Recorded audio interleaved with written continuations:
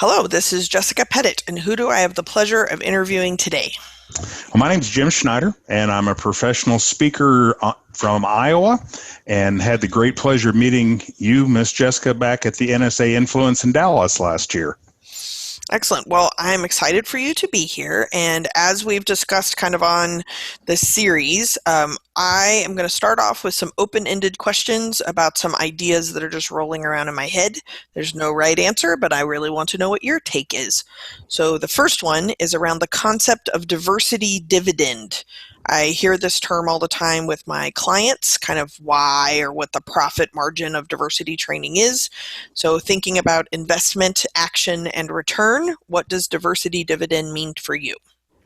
Oh my, this is a great topic because I have been in institutions and in environments that had minimal diversity, and they valued their homogeneity to the nth degree. But when they finally were in a situation that they could increase their diversity, whether it be gender or sexual orientation or racially, they were amazed that people who weren't like them had something significant to contribute. So I think that diversity dividend has really been an immense thing in my life. I grew up in a very rural portion of central Illinois that had no diversity. And so I certainly struggled with concepts of privilege and ethnicity and just all the different isms that exist in our society. I probably grew up in a hotbed that keeps them alive to the day, but have really come to appreciate that whole idea of a diversity dividend. Absolutely. Well, the other concept that kind of keeps rolling around is what I call asterisk other duties assigned. So primarily when I had jobs, it seems that I always ended up kind of doing this extra stuff. So what does other duties assigned mean to you, and how did it show up in your career? That's an interesting one because I took early retirement from my education career about 4 years ago. During that time, I wasn't often assigned too many other duties as assigned, but I often sought out the opportunity to work with the institutions, whatever committees they may have, whether we had a poverty initiative one time. I was running a GED center and a downtown adult learning center, and always tried to get involved with the various diversity initiatives that the school taking place. And I was also the odd duck in that here I was, a well-privileged white male, dragging people and encouraging people to get off of that narrow perspective they had and get out and do some diversity training and increase the understanding within the institution of working with people who don't look like everybody else looks like. Well, one of the things that I really like about having you on the show is and you spoke about this before we started recording too, is that as really privileged folks, our fear gets in the way of us living out our dreams and living big, and how awestruck you have been throughout your career of those from marginalized or subordinated identities who find the empowerment to really live out their dreams. And that kind of segues into one of your areas of expertise, which is untapped potential. Can you talk a little bit about that and its connection to diversity, equity, and inclusion work? Oh, absolutely. So again, recognizing my privilege took me a while because growing up where I grew up, and my parents are both working class, neither went to college, so I was first generation college student. When I first heard privilege, probably back in the 80s as a psychology, sociology student, it really pissed me off. I was like, what are you talking about? What privilege do I have? Because I knew and interacted at college with lots of people who had a lot more money and a lot more everything than what I'd had. Well, then as I came to understand what that meant and looked around and recognized my peers and the people in society that did not have those privileges, I wondered how they managed to do all the things that they did. Because I felt fear and I felt the little oppressions that I created for myself as a privileged person, and can point out many different ways that held me back And I didn't have society and institutions talking me down and telling me I couldn't do that, or all the little microaggressions that pick the ism again that people that are marginalized and subordinated put up with on a daily basis. So working with those individuals who have been largely marginalized through most of my career has really been exciting, to get them to recognize their gifts, their talents, their blessings, and to pursue their dreams and pursue their bliss, and understand that they can actually get there. And there will be hurdles and there will be challenges and there'll be all sorts of people telling them they can't do. But boy, when that light comes on, they start pursuing it. It's been the most rewarding thing in my career in education to see those students who find their bliss and find their joy and have the courage to pursue that in light of whatever oppression or negative life experiences they've had through their life. Well, and it's inspiring to everyone, right? When you see people actually fulfilling their dreams. Absolutely. Great. Are you ready for my 2 favorite questions? Sure. So favorite question number 1 is, what have you changed your mind about lately? Oh, goodness. Changed my mind about lately. This one, I think I've probably changed my mind about this several times over the last few years, but I'm hoping this time it actually sticks. And that is, I've changed my mind about engaging with and discussing politics on social media. You do it or you don't do it now? Well, I was horribly engaged in it a few years ago, and I really offended most of my friends and a lot of my family. And then I would have periods where I'd say, I changed my mind, I'm not doing it anymore.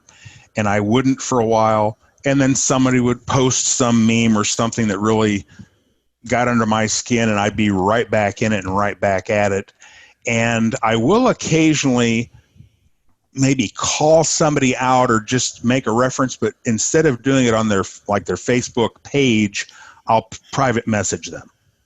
Or I've got a couple of high school friends who are as diametrically opposed to me as you could possibly be, and we call each other from time to time. Like, what in the world are you thinking about? Or explain to me how you can possibly well, I've got one friend who's a very fundamentalist Christian, and he and I are having very painful conversations these days, and invariably we don't speak to one another for a few weeks after we have one of those conversations, because we're still both so disturbed that the other one doesn't really embrace the thinking that we might have along the way.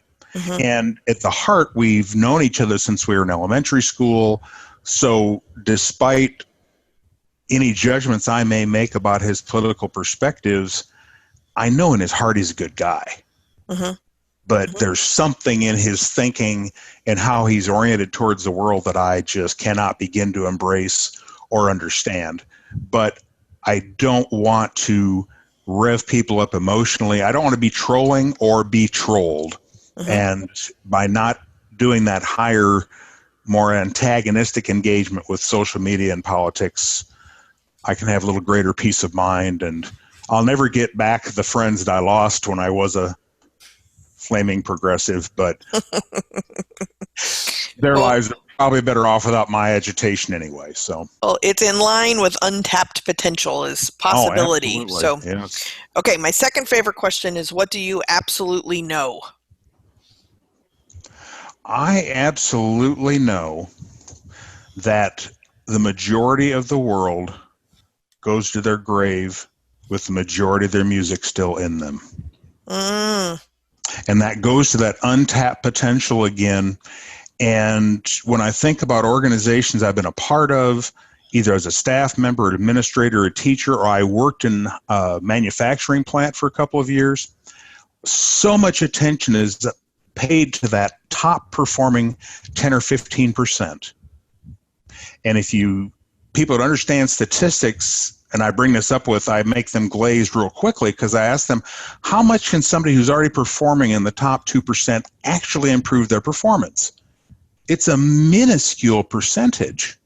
But so many organizations write off that 30 or 40% in the middle who are kind of doing their jobs, they're not totally engaged, and then throw away the 30% who are disengaged. Mm-hmm.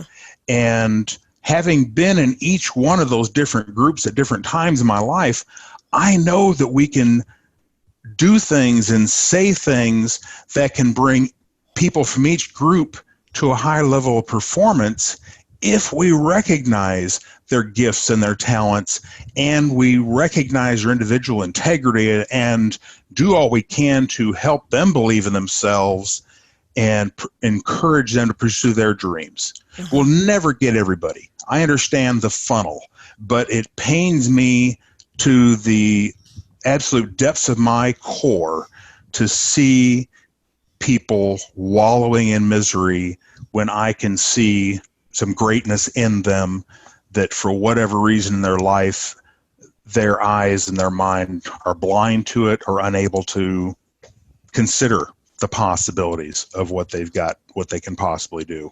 Mm-hmm. Mm-hmm. All right. Well, are you ready for the lightning round? Oh my, I hope so. So these are 3 random numbers, 1 through 50 from my icebreaker cards. And you Yes. first chose number 19. Then it's easy, intermediate, and more advanced or deeper questions. And this is intermediate. So number 19 is, what is your favorite quote or inspirational message that you try to live by?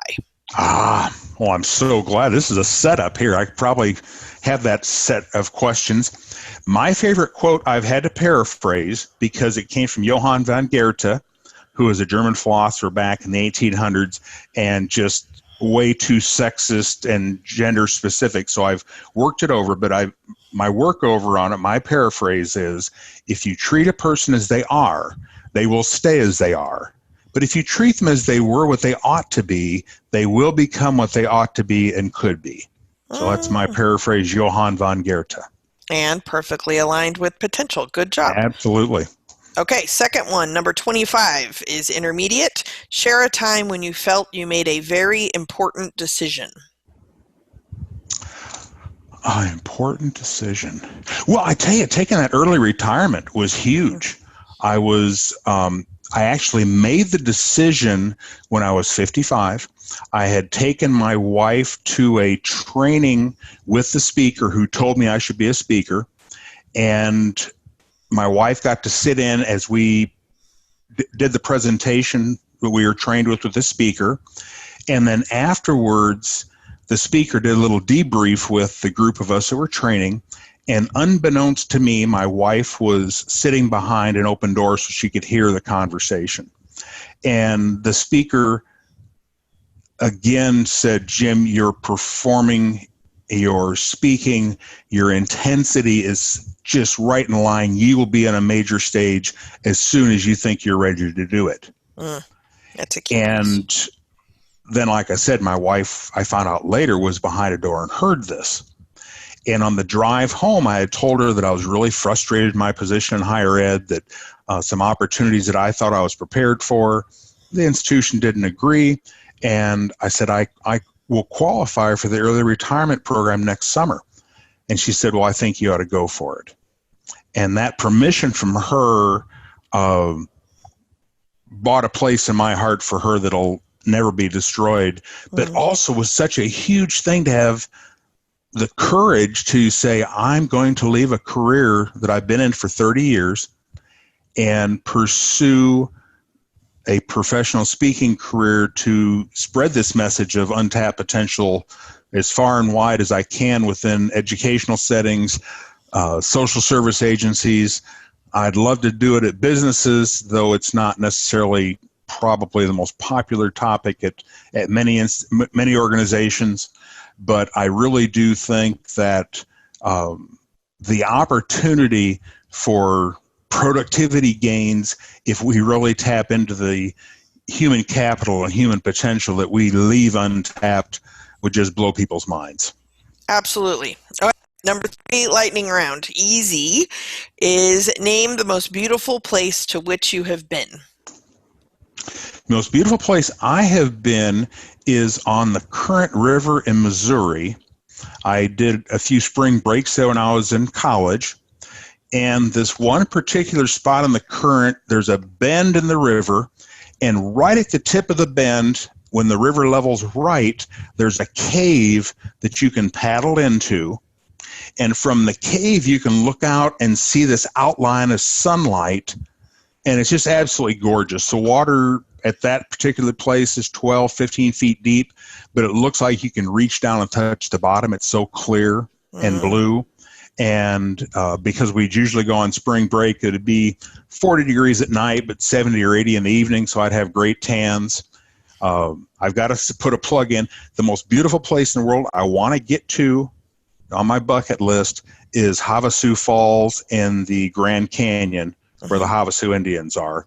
I've done I don't know how many reports in elementary school on those, that particular tribe and that particular location. I was a National Geographic geek growing up, and that will make the Current River, Missouri look like a McDonald's ice cream cone next to a Ben and Jerry's, I'm sure. But outdoors, beautiful water, so forth. Well, thank you for coming and talking about your approach to diversity, equity, and inclusion work and really bringing the concept of untapped potential to the conversation. Jim, it's always a joy to be able to talk with you. Thank you so much for sharing your thoughts on diversity dividend. My pleasure. Look forward to seeing you face to face again very soon, Jessica. Take care.